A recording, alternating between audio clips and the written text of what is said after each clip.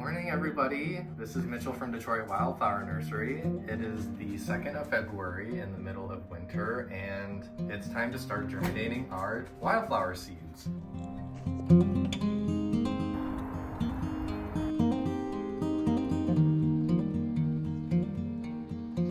As you might remember, a couple months ago, we learned how to cold stratify our wildflower seeds in little plastic baggies with a little bit of vermiculite. And so today we will be planting those seeds in our little seed tray and start growing them indoors. This is my cooler of seeds that has been out in the garage since November or December. And so we got all sorts of different seeds here that need 30 days, 60 days, 90 days, 120 days of cold, moist stratification. And the benefit of having them in a cooler outside in the garage is that they undergo the natural freeze and thaw cycles that nature gives you, unlike a refrigerator. I like to start germinating the woodland wildflower seeds because I just find that they don't require as much sunlight at first to start germinating.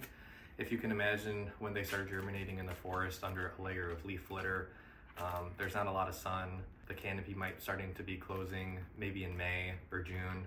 And so I really find that the woodland wildflowers, they germinate better and do better in the low light situation and at this time of year in February, where the sun is starting to get stronger, the days are getting longer, but the sun isn't quite as strong as it is in April, obviously. So let's go ahead and start sowing these. We have our seeds already in a little mixture of vermiculite, and so they're already kind of spread out. It's quite a dense mixture of seeds, but actually for this type of quantities and scale that I'm producing, it's more economical for me to save space, because space is probably the #1 limiting factor here, especially if I'm starting them indoors.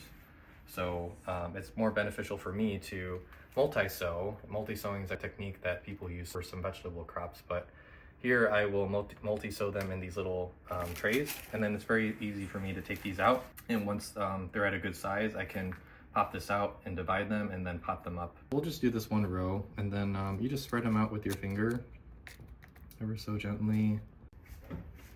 One mistake that I've made, and I think others make as well, is covering up these little seeds up too much with soil. People are so used to planting vegetable seeds that are quite a bit larger.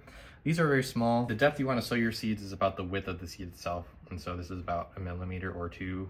You could even let this germinate just like this, and once you get them wet, they'll start germinating on top of the soil, and the root will find the soil underneath. And so it's really not an issue leaving it uncovered, but sometimes just the lightest little dusting of soil just helps them germinate a bit more evenly and maintain that little bit of moisture.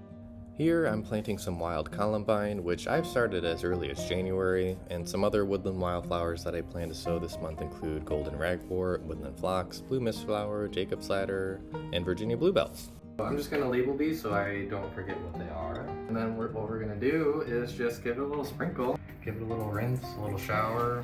This will help also ensure that the seeds make good contact with the soil.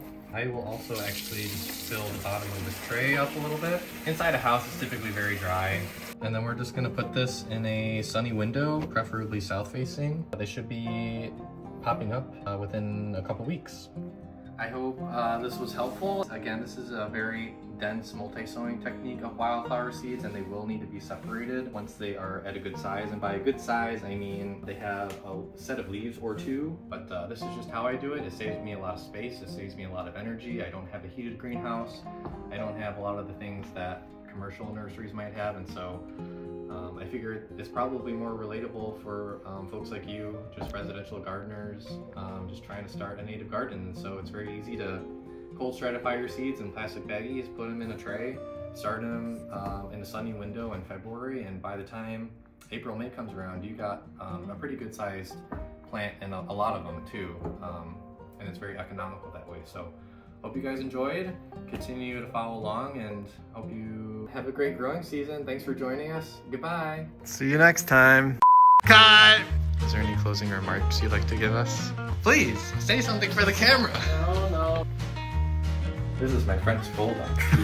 Don't film me.